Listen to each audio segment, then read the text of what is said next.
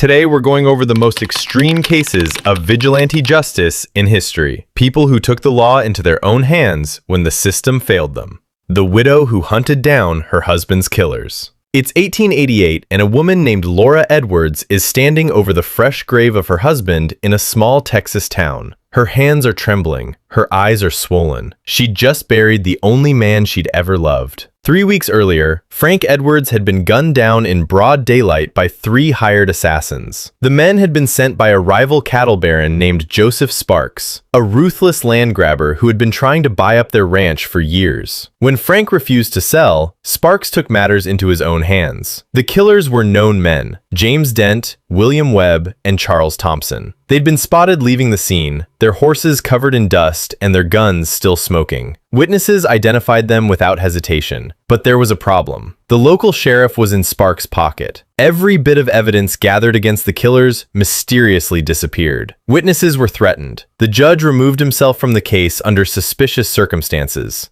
And within a month, the case was quietly closed. Sparks had won. The law had failed. Laura Edwards was 38 years old, a mother of 3, and had never fired a gun in her life. But she had one thing the killers didn't expect. She had nothing left to lose. She sold the ranch, took the money, and bought a Winchester repeating rifle, the gun that won the West. She told her children she'd be back soon. Then she vanished into the wilderness. For the next 6 months, Laura became a ghost. She tracked the 3 killers across 3 states, living off the land, sleeping under the stars, and learning to shoot until her hands were calloused and her aim was deadly. She found James Dent first in a saloon in New Mexico territory. He was leaning against the bar, laughing and bragging about the Edwards job to anyone who'd listen. Laura walked in, walked up behind him, and pressed the barrel of her Winchester into the back of his head. The saloon went silent. Laura didn't say a word. She didn't need to. Dent knew who she was. He begged for his life. He offered money. He offered anything. But Laura Edwards didn't come for money. She pulled the trigger. The bullet blew Dent's head clean off and lodged into a whiskey barrel behind the bar. Laura walked out. The patrons of the saloon were too stunned to move. She found William Webb next in a tent camp outside Dodge City. Webb was a nasty piece of work who had moved on to armed robbery after the Edwards job. He was sitting around a campfire with his new gang when a woman's silhouette appeared on the ridge above them. "Which one of you is Webb?" she shouted.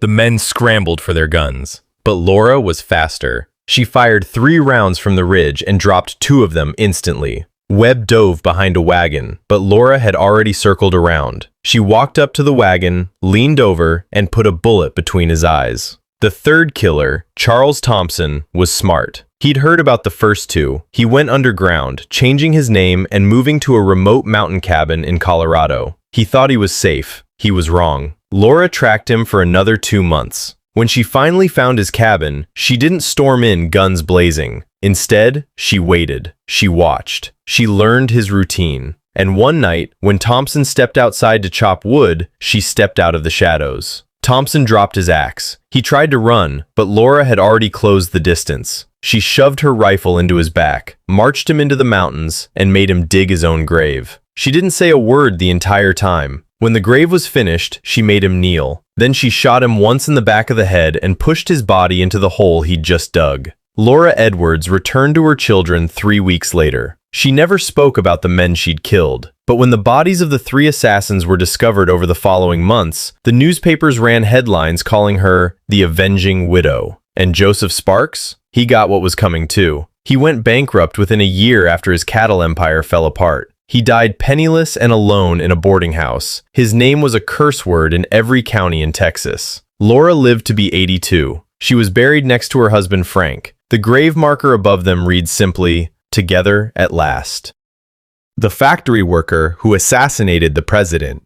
It's December 23, 1900, and a 24-year-old former factory worker named Leon Czolgosz is standing in a crowd at the Pan American Exposition in Buffalo, New York. He's wearing a brand new suit he bought specifically for this day. His right hand is wrapped in a clean white handkerchief. But he's not there to admire the exhibits. He's there to kill the President of the United States. William McKinley, the 25th President of the United States, had been in office since 1897, and in that time, the country had grown rich off the backs of workers like Leon. But while McKinley sipped champagne with his Wall Street buddies, families in places like Leon's hometown were starving. The gap between the rich and the poor had become a canyon. Leon had spent years listening to the words of anarchist speakers, men who preached that the system was rigged, that the rich exploited the poor, and that violence was the only language the powerful understood. He started reading, he started thinking, and eventually he started planning. McKinley had come to the exposition to promote American industry and international trade. He had no idea that a sickly factory worker had been following his movements for weeks. Leon had tried to get close to the president before, but the security was tight. But today was special. McKinley was greeting the public in the Temple of Music, shaking hands with anyone who approached. Leon stepped into the line. As he got closer, he could see the Secret Service agents scanning the crowd, their eyes darting nervously. But they were looking for angry men with guns, not a quiet young man in a new suit with a handkerchief over his hand. Leon reached the front of the line. McKinley smiled. "Good morning," the president said, extending his hand. Leon smiled back, and as he reached for the president's hand, he pushed his right fist forward. Bang! The first shot glanced off McKinley's ribs, but Leon had trained for this. He was already pulling the trigger again.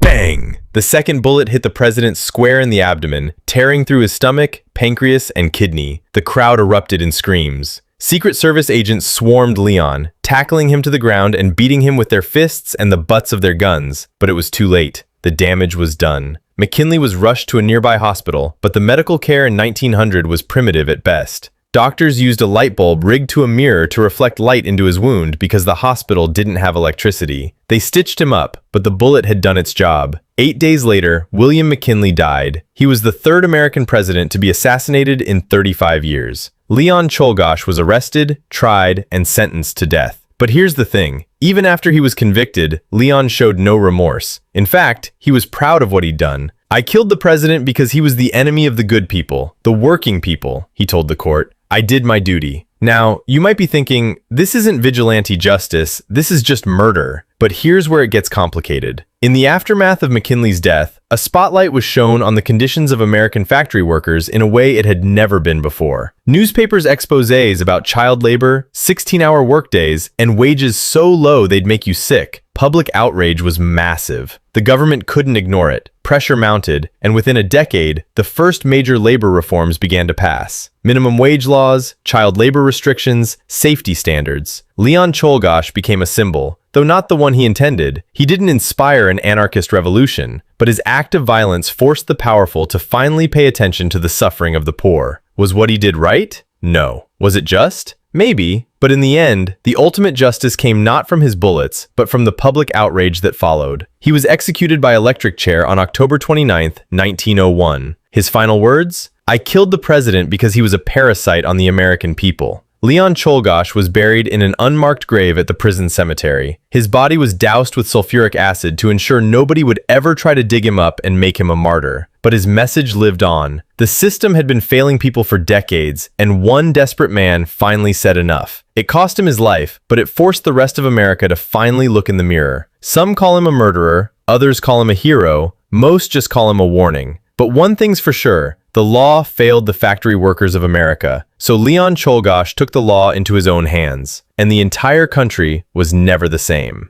The duel that destroyed a political dynasty. It's 1804, and Aaron Burr is standing on a rocky ledge in Weehawken, New Jersey, staring down the barrel of a dueling pistol. His heartbeat is deafening in his ears. Across from him, just 10 paces away, stands the most famous man in America, Alexander Hamilton. The two had been bitter political rivals for years, but this wasn't about politics anymore. This was personal. See, Burr had spent his entire life chasing greatness. He'd fought in the Revolution, become a senator, and nearly won the presidency in 1800. But every time he climbed the ladder, Hamilton was there to kick it out from under him. The bastard had sabotaged his political career at every turn, spreading rumors, writing pamphlets, whispering in the right ears. And then came the 1804 New York governor's race. Burr ran for governor and lost. But it wasn't the loss that broke him. It was what Hamilton did during the campaign. The man had allegedly called Burr despicable and implied he was a traitor. When the comments were printed in a newspaper, Burr demanded an explanation. Hamilton's response? Evasive nonsense. So Burr did what any man of honor would do in 1804. He challenged Hamilton to a duel. Now, here's where it gets juicy. Hamilton was actually a decent shot, but he'd already told multiple people he intended to throw his first shot, to fire into the air and end the duel without bloodshed. In his mind, this would satisfy his honor without killing a man he didn't actually hate. But Burr didn't know that. The signal is given. Both men raise their pistols. Hamilton takes aim and fires into the air above Burr's head.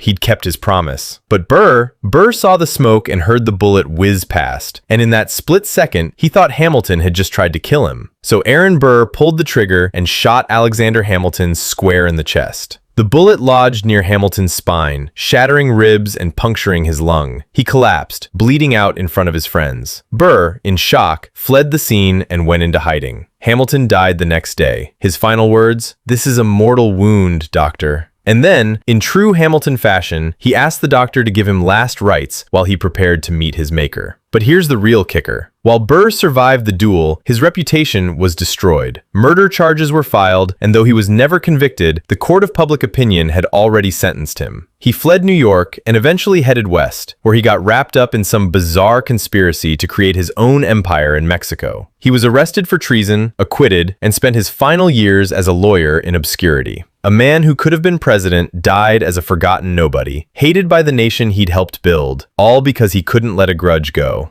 Oh, and the duel? It became a national scandal. Churches condemned dueling from the pulpit. The practice became so hated that it was outlawed in most states within a few decades. Alexander Hamilton got the last laugh, even in death.